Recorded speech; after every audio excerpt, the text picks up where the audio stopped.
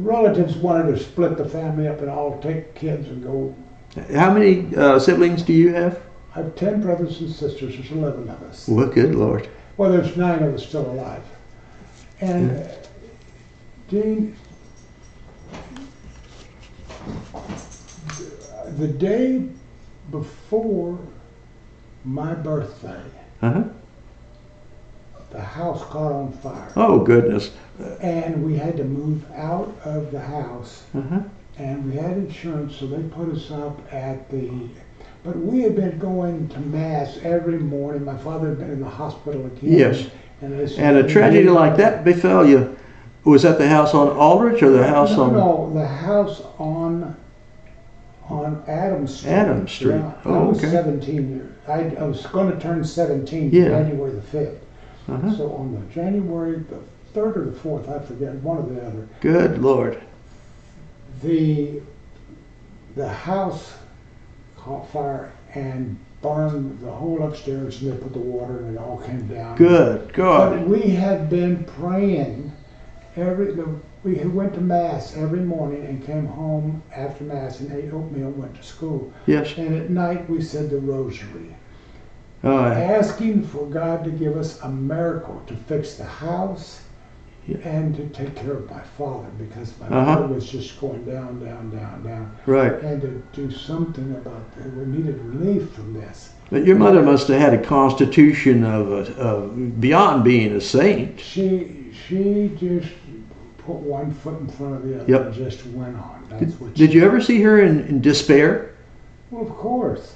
Oh, how could you and not? Frustrated. Yeah, you know? I bet. I mean, So, anyway, the house caught fire. My birthday was January the 5th. There was no celebration. Yeah, I bet. And my father died on the 7th. But he was already in the hospital, and I went to see him on my birthday. Yes. And he said, and he called me Raphael, and he said, Raphael, because that is my actual name. He said, Raphael, find a star in that sky, and that's your guiding star, and don't ever lose sight of it. And you'll get out of this quagmire that you're in. Oh, that's very good advice. Which star did you find? You know, there are a lot of stars up there. Yeah. I don't have a name for it. There's a Cowen star. I don't know if it's the Star of David or just the star. Yeah, right. Just a star. Oh, that's beautiful But advice. I didn't really know what it meant. Yeah, right. You know, I'm 16 years old. Yep. Very discouraged. Had been my father's keep. Yep. I had to take care of him and You're the eldest son. Clean his bed and do all this. You know, I nursed him. Yep. From then, you know, and it was tough. Yeah. And my brother and sister were home, and they woke me up, and they said, "Smoke upstairs, there's smoke upstairs." Oh, said, goodness. Leave me alone. I haven't slept all. I've been. Yeah. I haven't, you know, I haven't been able to sleep, and Yeah. It was, you know, 10 o'clock in the morning, and I want to sleep. I'm tired. I'm exhausted. No, you got to get there's smoky upstairs. And so I got up and I started going up the stairs, and I said, "Shoot!" Yeah. Oh, your worst let's fear. Get out of the house. And I put them out on the side. I said, "Sit here on the porch," and I called the fire department. Yeah. And I told them, I said, "I don't know exactly what's going on, how bad it is, but there's flames upstairs and smoking." And it was only from 10th Street to 6th Street. Yeah, right to Adams. So they came right down right away. And, Yeah. And they used to also come take my father to the hospital on a regular basis. Oh, really? Okay. And the ambulance, they had the fire department had ambulance. And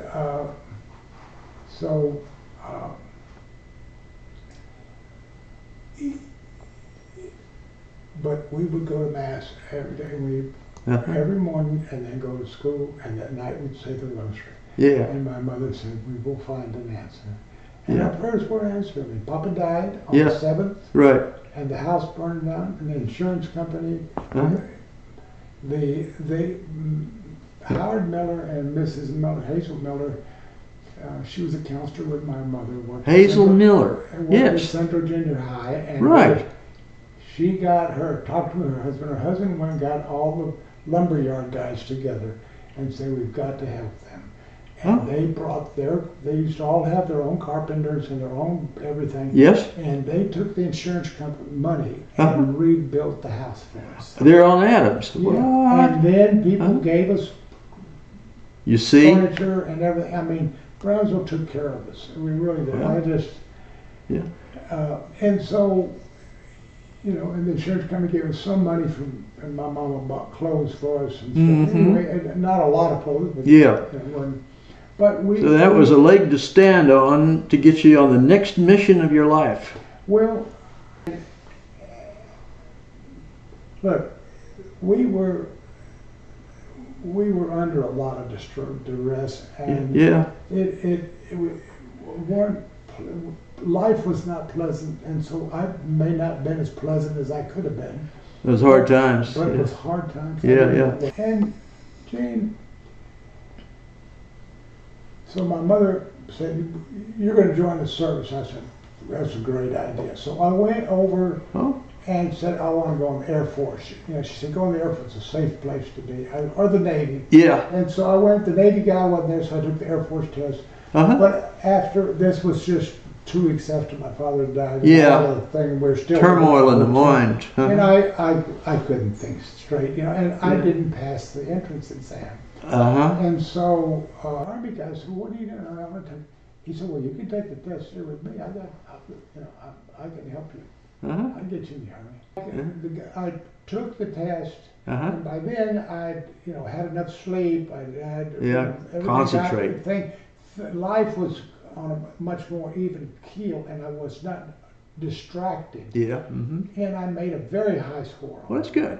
And so the guy said, you know, you can do anything. You can go into medical, you can go to legal, you can do. Yeah.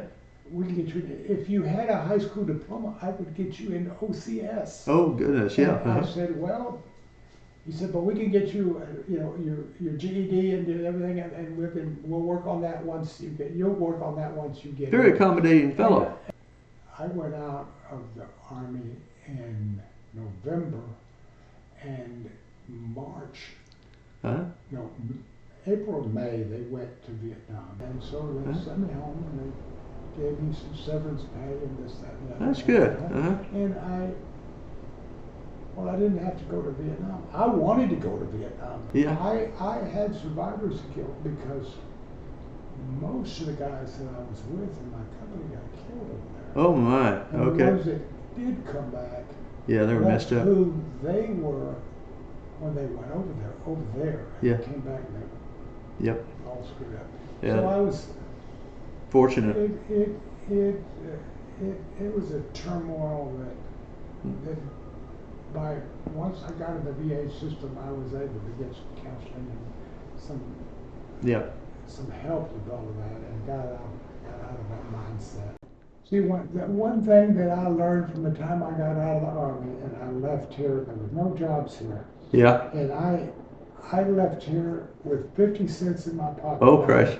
I hitchhiked to Indio, California to pick grapes because you hitchhiked to California to be a grape picker? Yeah, because they told me that they give you a place to stay, they feed you, and so there were no jobs here. Yeah. And the guy came back, he had a car.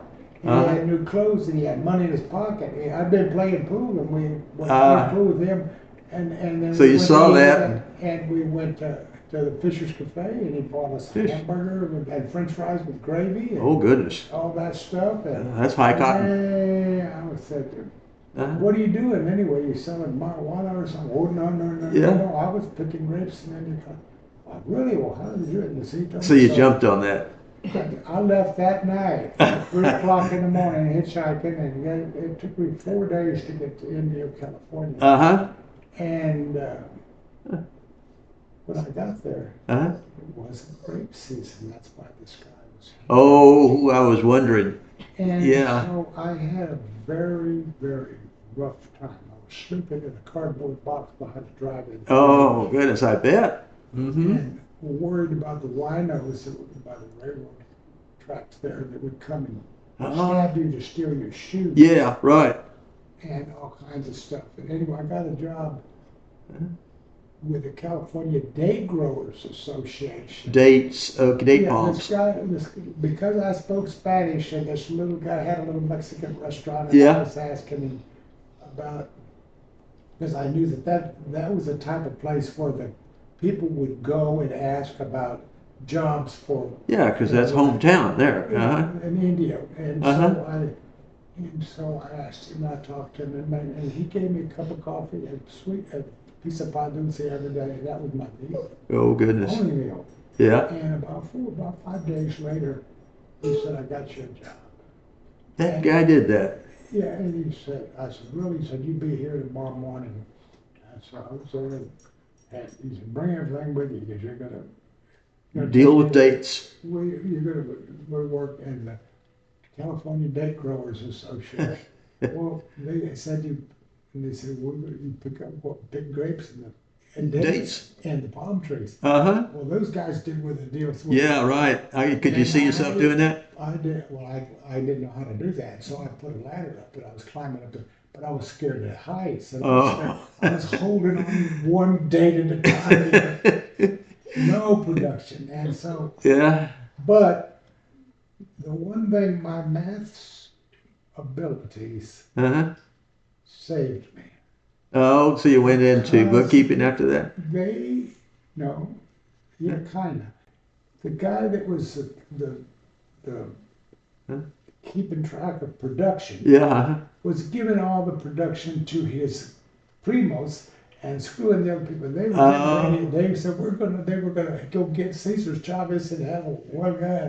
Yeah, right. So complain. I convinced everybody. And so we had a powwow with the guys. The guy asked me, he said, well, everybody seems to like you. I said, well, I told him that I would like to talk to you, like us all to talk to you, that I was kind of the leader. And I said, and the guy looked me up and down. Yeah. Said, you speak good Spanish too, don't you? I said, yes, I was born in Brownsville. So, yeah. And became the guy that got to keep track of the production. And they asked me. Yeah. The last question, first they asked me how to do it and how I would average it. And I told them I'd help I did all kinds of different problems for me. He said, man, you're good at math. Yeah. I said, well, I used to help my mother average grades.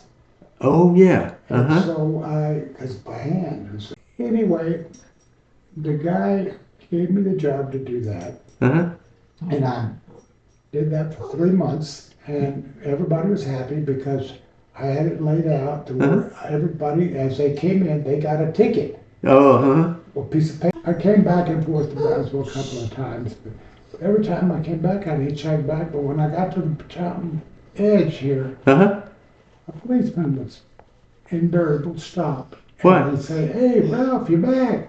Come on, get in. And he'd give me a ride home. Oh, come on. It was really it's a friendly hometown, isn't it? Yeah, because in Palm Springs, California, they told me, I asked the guy to put me in jail so I could eat and take a shower.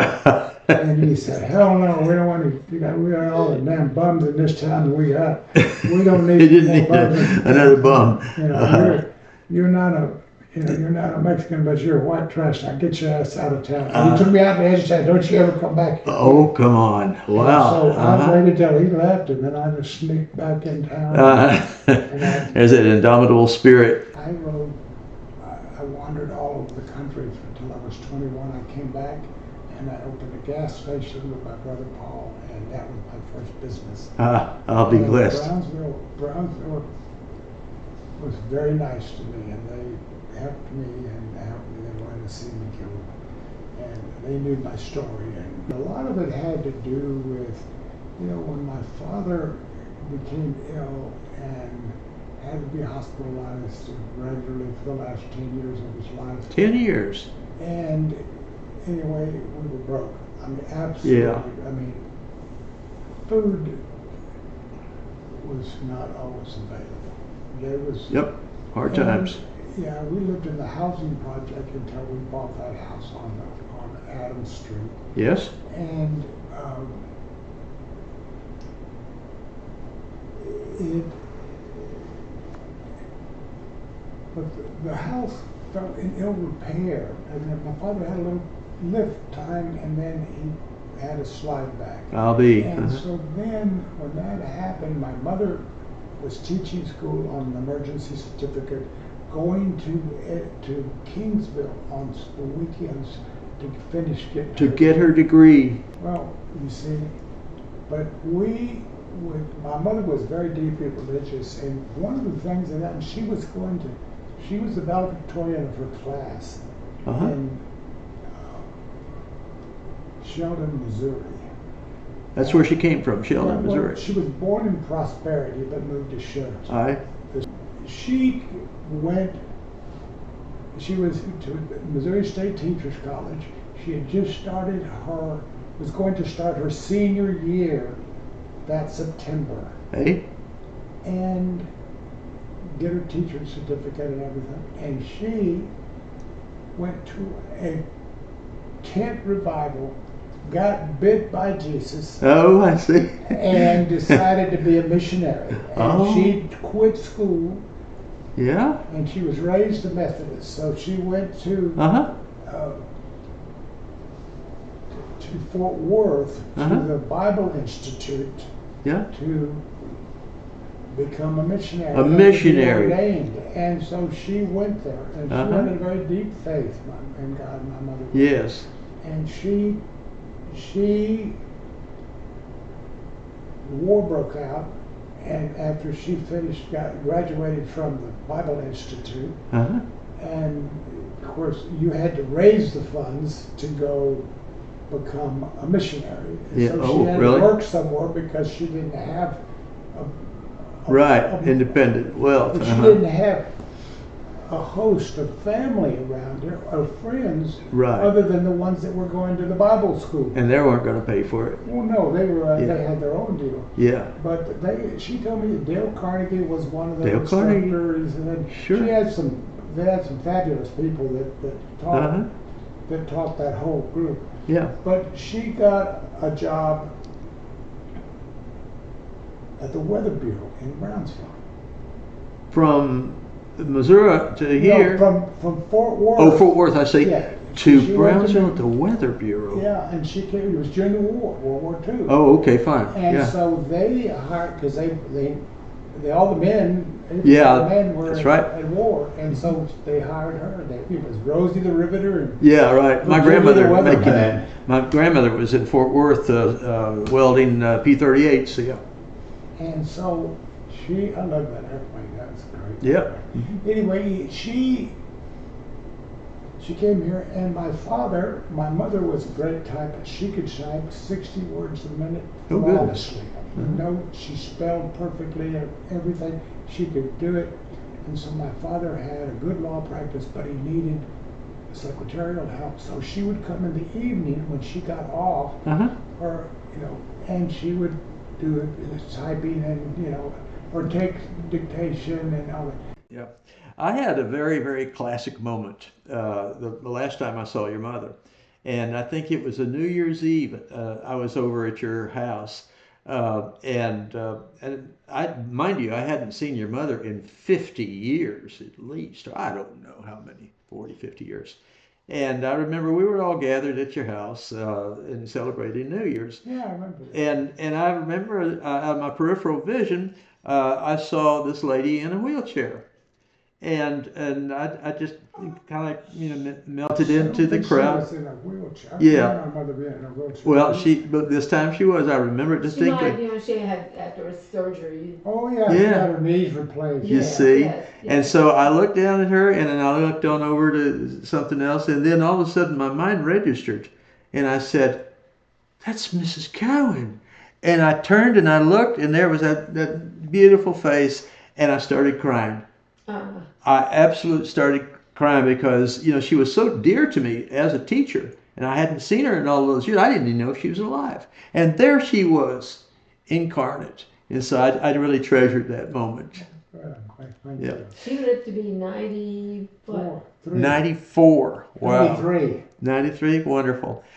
Yes. If there's anybody that deserves sainthood for Brownsville, it is your mother. She taught me in the eighth or ninth grade, whatever, and she was tireless.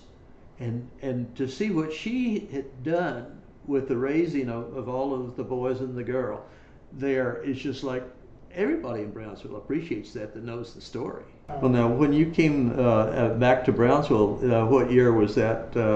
66, 67, something like that? No, it was 1965. Well, when did you start with Tipton?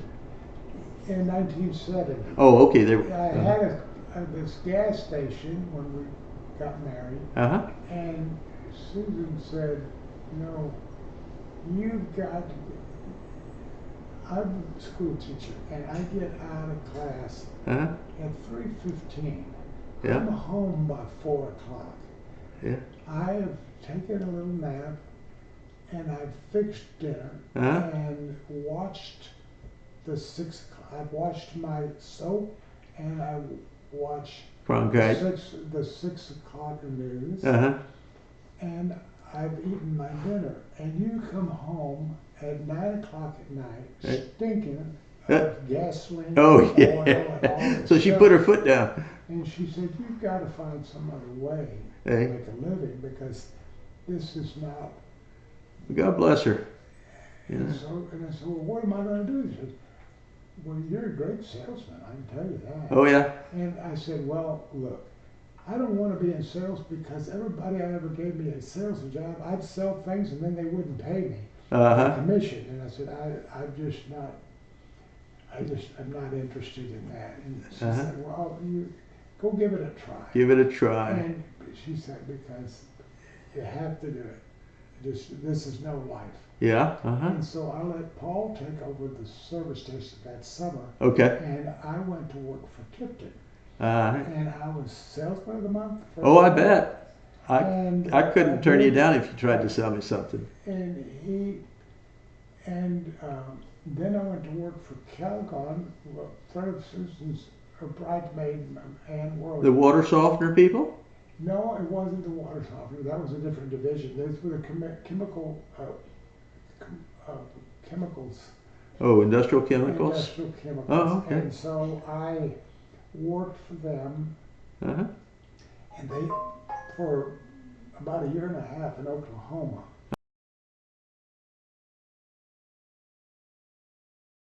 Uh-huh. And but Susan couldn't get a job as a school teacher in Oklahoma. Even it was so political, you had to know somebody, be related to somebody. So I left, and I called Tipton and got my job back. Uh-huh. And then That was Maurice. Maurice Yeah. Jr.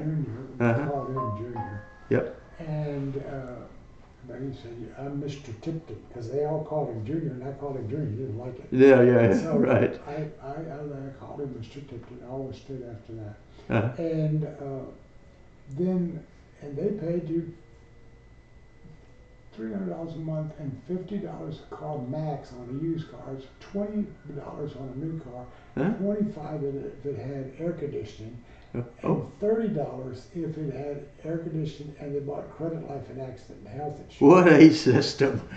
But you were at that place there on the railroad tracks Yeah, for that many is what years. happened. But you did quite well there from what I saw. I did, yeah. And I got and I bought the property from Bill. Uh-huh. He financed it for me, and Yeah. for I don't know, $800 or $900 a month, and for 20 years, no down payment. Good guys. He just wanted. I still own that property. Uh-huh. Oh, yeah. The Boca Chica property. I leased it to Charlie Clark. Charlie Clark, yeah. Uh-huh. And then Flores has the fruit stand down the way. Yeah, Florida. Florida has a strip stand next door. Yeah. We're up to about 98 and 99 in that region. You became very, very active on the social scene, and people around town actually considered you to be an ambassador of Charles Days and all the things that were going on at the I time. was, and I also was the city's ambassador of goodwill. I went to every informe and every swearing in and all the things. I went because the mayors didn't like to go to Mexico. Oh, I see. So And you were their proxy. They would send me. They would pay my expenses to go. Oh, me. And so no salary, but I got to go and hop. Yeah, exactly. Then there was who was the mayor that was in the car business that was there on International? Emilio Hernandez. Yeah. Yeah, he appointed me to my first deal on the Parks Board. On the Parks Board, yeah. At the top of the Parks Commission. And Well, shoot, that was when Dean Porter was going up. The Dean Porter Park was transformed. No, it hadn't been transformed yet. Oh, it was earlier. The whole park system was in a big mess. Oh, it was. Huh? Yeah, they had broken bottles all over the front of the community. Yeah. In the parking lot of Dean Porter Park. Yeah. They had the bathrooms torn up. All the parks. Now I remember that. And it was a big mess. I took being on that board very seriously. And for 10 years, I was the chairman. And I went every Sunday, my wife will tell you, I would go after church, we would go eat, and then we'd drive through all the parks. Oh, really? Is And to get a because critique of what was. That was a day that people were in the park using it. If you went over there on Tuesday or afternoon or Thursday or Wednesday or whenever day we had the meeting, Yeah. there was nobody. Well, in the no, park. of course not. Yeah. And I went over there when the boys, people from the soccer was just getting started. Yeah. And the Little Miss kickball. Oh, and yeah. Baseball. And then I got on the CDBG board, the Community Development Block Grant deal, and became the chairman of that. Right. And I started funneling money into the parks and got them all To fixed upgrade up. them. And I got Philip, because the school district was using the 2 swimming pools, Yes. got them, the school district, to fix the heaters because they weren't open in the summertime, in the wintertime, Yeah. to the public, only to be ISD. And I said, well, y'all are the ones using it. So Philip agreed, so they got the school, they put it together, and they fixed up the dressing rooms and everything. But you were the catalyst in. I got all those, I got all that stuff done. Well, and then I got Morningside Park. But anyway, I got security in there and got the baseball and got soccer. I got everything redone. I spent millions. I didn't know that. Millions of dollars. I didn't know that you were instrumental in And when that. I ran for mayor and I lost, I just said, shut it off. Oh, I bet. And I just walked away from it. I said, yeah, look, I was just very discouraged, and I spent money that I didn't have. Yeah. And because you were dedicated. I wound up out of business for a while. Yeah. Oh, that's terrible. And for a volunteer job too, Right. I just wanted to be somebody that did something, Yeah, well, you certainly did. And then the next thing that came up on your horizon was your magnificent stint as at Port of Brownsville. Huh? Well, that,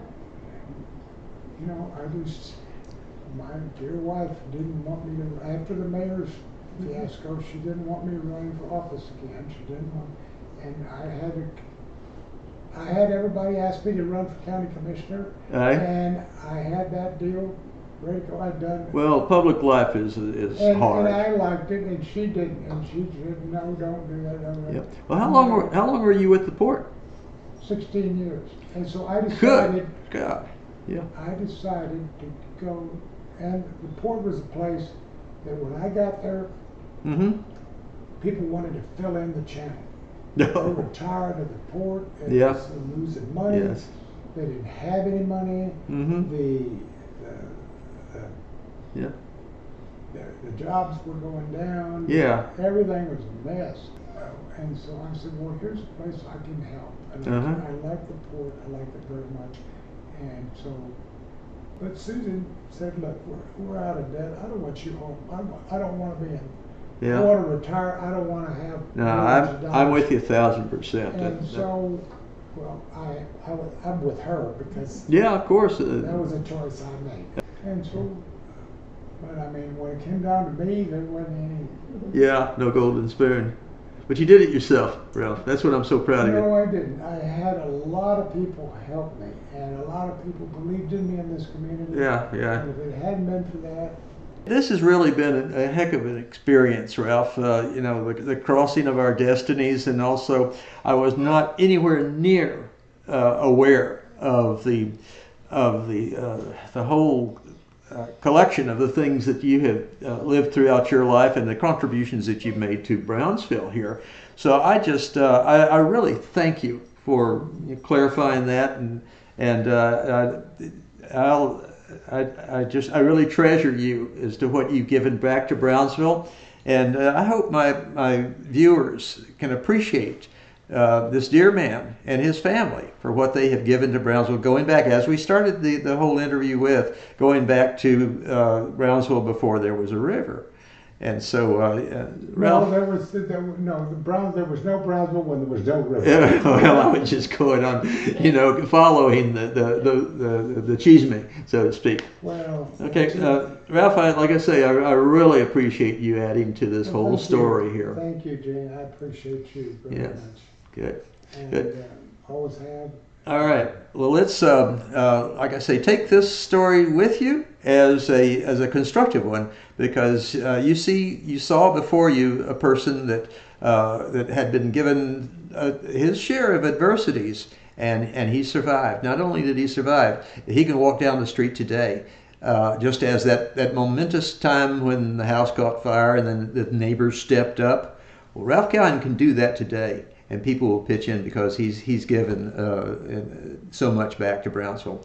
So I thank you, and I hope you enjoyed all of this. Good day.